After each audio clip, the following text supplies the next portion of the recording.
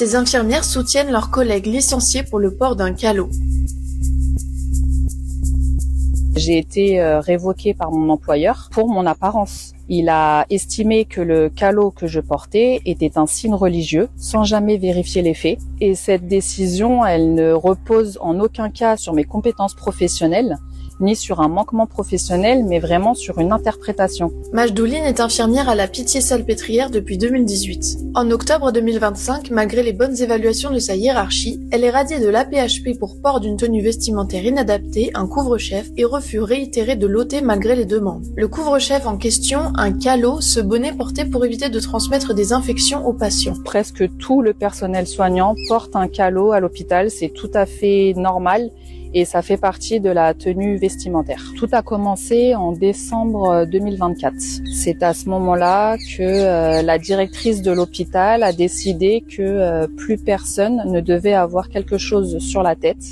Elle appelle ça un couvre-chef, dont le calot y compris. Ça a été... Je comprends pas là. Aidez-moi. Comment une direction d'hôpital peut demander à ne plus avoir de choses sur la tête de couvre-chef? En 2023, la PHP avait diffusé un guide de la laïcité dans lequel il est écrit que le port d'une charlotte de bloc opératoire, en dehors des situations dans lesquelles elle est requise, peut constituer l'expression d'une appartenance religieuse. Mais c'est quoi ce bordel? Charte de la laïcité, chacal, on est en galère dans l'hôpital. On est en galère de gens.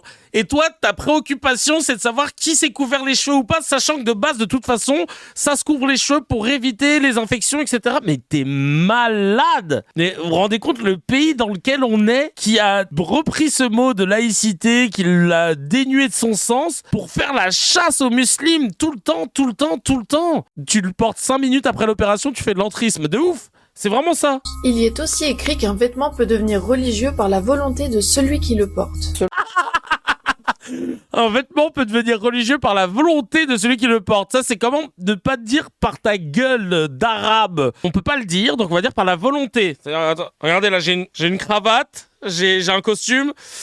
Par ma volonté, faites que ça devienne l'équivalent d'un camis religieux qui se met à la mosquée. Ah, ça y est, je suis donc là dans un vêtement religieux par ma propre volonté. On parle quasiment d'une centaine de collègues qui sont victimes de cette chasse aux sorcières. En fait, c'est un phénomène qui est très probablement sous-estimé parce que souvent les collègues, elles sont très isolées dans leur service et elles le disent pas forcément. Mais comme l'a dit Twitch de Sam, elle a radicalisé le calot de par ses origines. Non mais je n'arrive pas à comprendre le lien.